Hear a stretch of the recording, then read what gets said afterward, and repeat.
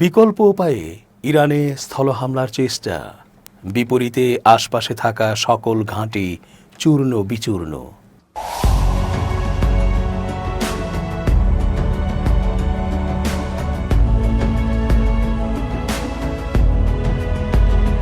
আসসালামু আলাইকুম প্রিয় দর্শক, আমন্ত্রণ আজকের আলোচনায়। চেঞ্জ টিভির আন্তর্জাতিক চোখ অনুষ্ঠানে এস জে রতন স্বাগত জানাচ্ছি।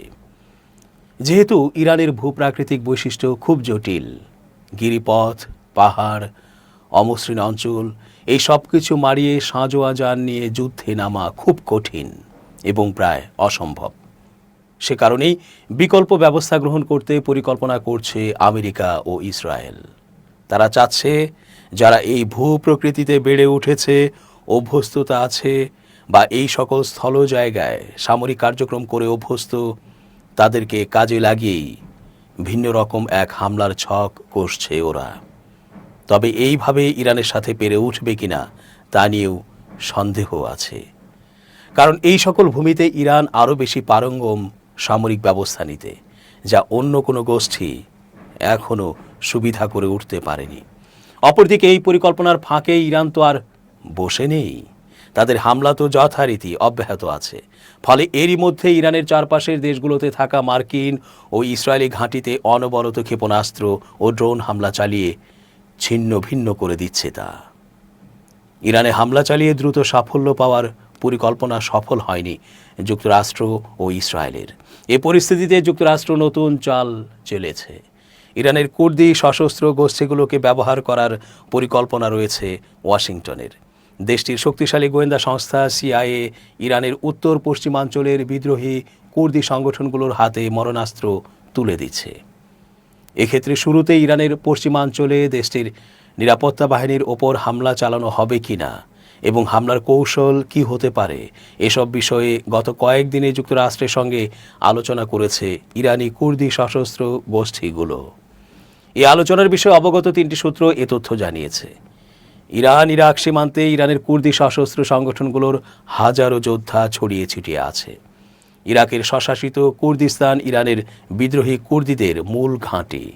কুর্দি সশস্ত্র গোষ্ঠীগুলো মূলত ইরান ইরাক সীমান্ত এলাকায় তাদের কার্যক্রম চালিয়ে আসছে। মার্কিন গোয়েন্দা সংস্থার সহায়তায় এখন তারা ইরানের ভেতরেও হামলার প্রস্তুতি নিচ্ছে। তাদের লক্ষ্য ইরানের সামরিক বাহিনীকে দুর্বল করা। সংশ্লিষ্ট দুটি সূত্রের দাবি, গেল শনিবার শুরু হওয়া যুক্তরাষ্ট্র ও ইসরায়েলের হামলায় সর্বোচ্চ নেতা আলী খামেনি সহ শীর্ষস্থানীয় কর্মকর্তারা নিহত হওয়ার পর ইরানের ক্ষমতাসীনদের বিরোধীদের সক্রিয় করার চেষ্টা চলছে। বর্তমান বিশৃঙ্খল পরিস্থিতির সুযোগ নেওয়াটাই হবে কুর্দি সশস্ত্র তৎপরতার মূল লক্ষ্য। তবে নাম প্রকাশ না করে সূত্রগুলো বলেছে, এ অভিযান এবং এর সম্ভাব্য সময়সূচি নিয়ে এখন পর্যন্ত কোনো চূড়ান্ত সিদ্ধান্ত নেওয়া হয়নি। সূত্রগুলো আরও জানিয়েছে, সংশ্লিষ্ট কুর্দি গোষ্ঠীগুলো যুক্তরাষ্ট্রের কাছে সামরিক সহায়তার আবেদন জানিয়েছে। পাশাপাশি ইরাকের ইরবিল ও বাগদাদের নেতারাও গত কয়েকদিনে ট্রাম্প প্রশাসনের সঙ্গে নিয়মিত যোগাযোগ রাখছেন। সংশ্লিষ্ট দুটি সূত্রের দেয়া তথ্য অনুযায়ী অস্ত্রের যোগান দেবে সিআইএ। সশস্ত্র গোষ্ঠীগুলো মার্কিন অস্ত্র ও প্রশিক্ষণে ইরানের ভেতরে হামলা চালাবে ও অরাজকতা সৃষ্টি করে শাসক গোষ্ঠীকে নাস্তানাবুদ করবে। কুর্দি অভিযানের জন্য প্রয়োজন যুক্তরাষ্ট্রের সমর্থন। গত 28 ফেব্রুয়ারি ইরানে ইসরায়েল যুক্তরাষ্ট্রের সামরিক অভিযান শুরুর পর থেকেই কুর্দিদের বেশ কয়েকটি সংগঠন বিবৃতি দিয়ে হামলাকারীদের পক্ষে যুদ্ধে যোগ দেওয়ার ইচ্ছা প্রকাশ করেছে। তারা ইরানের সেনাবাহিনীকে সরকারের পক্ষ ত্যাগ করে তাদের সঙ্গে যোগ দেওয়ার আহ্বান জানায়। এমন পরিস্থিতিতে কুর্দি সংগঠনগুলোর ওপর হামলা শুরু করেছে ইরানের বিপ্লবী রক্ষী বাহিনী আইআরজিসি। এদিকে মার্কিন প্রেসিডেন্ট ডোনাল্ড ট্রাম্প ইরানের কুর্দিস্তান গণতান্ত্রিক দলের অর্থাৎ কেডিপিআই এর সভাপতি মুস্তফা হিজুরির সঙ্গে কথা বলেছেন বলে জানিয়েছে ইরানের কুর্দিদের এক জ্যেষ্ঠ কর্মকর্তা। এর আগে ইরাকের কুর্দি নেতাদের সঙ্গেও রোববার আলোচনা করেন ট্রাম্প। কিভাবে যুক্তরাষ্ট্র ও কুর্দিরা সম্মিলিতভাবে স্থল অভিযানকে এগিয়ে নিতে পারে তা নিয়ে কথা বলেন তিনি। কয়েকদিনের মধ্যেই ইরানের পশ্চিমাঞ্চলে সরকারি বাহিনীর বিরুদ্ধে স্থল অভিযান শুরু করবে ইরানের কুর্দিরা, এমন প্রত্যাশার কথা সিএনএনকে জানিয়েছেন এক জ্যেষ্ঠ কুর্দি কর্মকর্তা। এখন পর্যন্ত 5 দিনের যুদ্ধে কোনো স্থল অভিযান চালায়নি যুক্তরাষ্ট্র বা ইসরায়েল। ধারণা করা হচ্ছে সেই ঘাটতি পূরণেই কুর্দিদের শরণাপন্ন হচ্ছে এই দুই শক্তিধর দেশ। ইরাক থেকে যে কোনো ধরনের অভিযান পরিচালনার জন্য সম্ভবত যুক্তরাষ্ট্রের পক্ষ থেকে বড় মাপের সামরিক ও গোয়েন্দা সহায়তার প্রয়োজন হবে।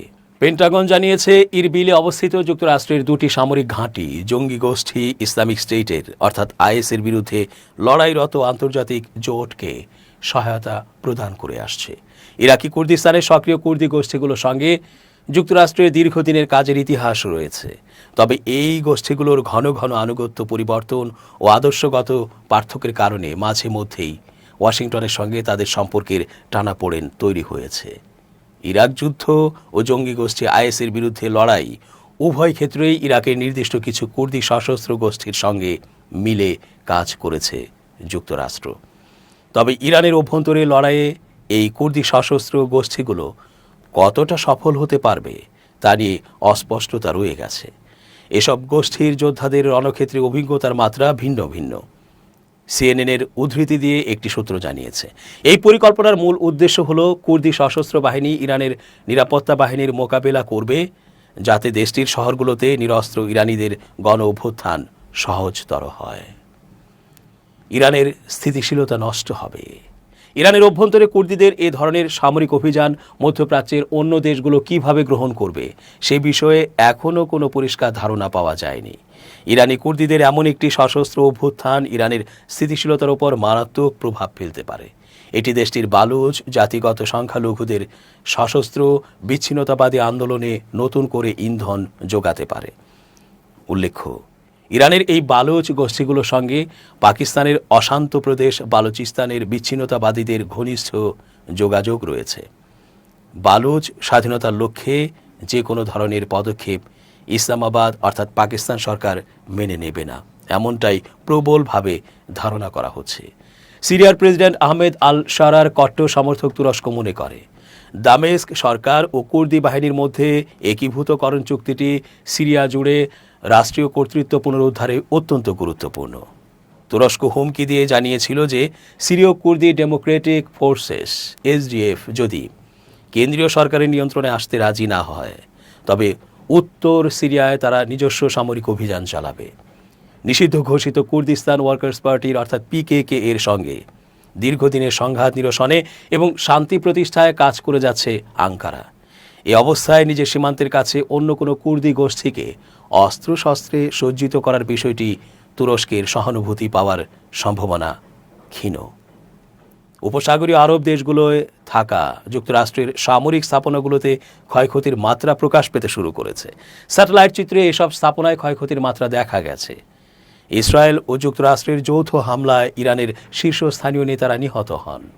ইরান এর যে কঠোর জবাব দিচ্ছে তারই একটি অংশ মার্কিন সামরিক স্থাপনাগুলোতে আক্রমণ। 48 ঘন্টার কম সময়ের মধ্যে মধ্যপ্রাচ্যে অন্তত 9টি মার্কিন সামরিক অবস্থান লক্ষ্য করে হামলা চালিয়েছে ইরান। যুক্তরাষ্ট্রের এসব সামরিক স্থাপনা ইরানের হামলার লক্ষ্যবস্তু হিসেবে তুলনামূলকভাবে অনেক কাছের, কারণ ইরান এর আগে ইসরায়েলের বিভিন্ন অবকাঠামো লক্ষ্য করে হামলা চালিয়েছে যা এগুলোর চেয়ে বেশি দূরত্বে অবস্থিত। এটাই ইরানের ক্ষেপণাস্ত্র ও ড্রোনগুলোকে লক্ষ্যবস্তুতে আঘাত হানার সম্ভাবনা বাড়িয়ে দিতে পারে বলে মনে করা হচ্ছে। শুয়াইবা কুয়েতের বন্দরে রোববার সকাল 9টার পরপরই সেখানে থাকা একটি অস্থায়ী মার্কিন অপারেশন সেন্টারে হামলা চালায় ইরান। এতে সেখানে আগুন ধরে যায়। এই হামলায় যুক্তরাষ্ট্রের 6 জন সেনা সদস্য নিহত হন। সেখানে আগুন লেগে ধোঁয়া উঠতে দেখা যায়। সেখানে নিরাপত্তা বা প্রতিরক্ষার তেমন কোনো চিহ্ন দেখা যায়নি। আরেক হামলায় ক্যাম্প বুয়েহরিংয়ে অর্থাৎ কুয়েতে অবস্থিত মার্কিন সামরিক বাহিনীর একটি ক্যাম্পে ড্রোন আঘাত হানে। সেটি আরস-2 ড্রোন বলে ধারণা করা হচ্ছে। এতে একটি ভবন মারাত্মকভাবে ক্ষতিগ্রস্ত হয়। ঘাঁটির ভেতরে পার্ক করে রাখা মার্কিন হেলিকপ্টারগুলো অল্পের জন্য রক্ষা পায়। বাহরাইনে মার্কিন নৌবাহিনীর 5ম নৌবহরের ঘাঁটিতে একটি শাহেদ ড্রোন আঘাত হানে। এটি বিশ্বের অন্যতম বৃহৎ মার্কিন নৌবহর। এই স্থাপনাকে উদ্বেগজনকভাবে প্রতিরক্ষাবিহীন বলে মনে করা হয়। ড্রোনটি একটি স্যাটেলাইট যোগাযোগ টার্মিনালে আঘাত হানে, যা ছবিতে স্পষ্ট দেখা যায়। এখানে ক্ষয়ক্ষতির মাত্রা আরও বেশি স্পষ্ট হয়েছে। গুদাম ঘর সহ অন্যান্য ভবন ক্ষতিগ্রস্ত হয়েছে। এছাড়া আলাদা একটি হামলায় ধ্বংস হয়েছে আরেকটি স্যাটেলাইট যোগাযোগ টার্মিনাল। পুরো অঞ্চল জুড়েই যেসব স্থাপনা আক্রান্ত হয়েছে সেগুলো আঘাত হানার এমন ধরন দেখা গেছে। অন্তত 5টি স্যাটেলাইট যোগাযোগ টার্মিনাল ধ্বংস করা হয়েছে। এটি দেখে ধারণা করা হচ্ছে মার্কিন ঘাঁটিগুলোকে বহির্বিশ্ব থেকে বিচ্ছিন্ন করার জন্য ইরান এই কৌশল নিয়েছে। ইরান এবার নজিরবিহীনভাবে বিপুল সংখ্যক ক্ষেপণাস্ত্র ও ড্রোন ব্যবহার করেছে। তবে আকাশে থাকতেই এগুলোর বেশিরভাগ ভূপাতিত করেছে কোটি কোটি ডলারের মার্কিন আকাশ প্রতিরক্ষা ব্যবস্থা প্যাট্রিয়ট। কিন্তু যেগুলো এই প্রতিরক্ষা ব্যবস্থা ভেদ করে ভেতরে ঢুকেছে সেগুলোই তেল সমৃদ্ধ উপসাগরীয় আরব দেশগুলোর নিরাপত্তা বলয় ভেঙে দেওয়ার জন্য যথেষ্ট ছিল। একই সঙ্গে এটি মধ্যপ্রাচ্যে আমেরিকার নিরাপত্তা কাঠামোর হৃৎপিণ্ডেও গভীর ক্ষত সৃষ্টি করেছে। দর্শক, আজ এ পর্যন্তই। ধন্যবাদ। changeTV.press, এক ফোঁটা হলুদও নেই।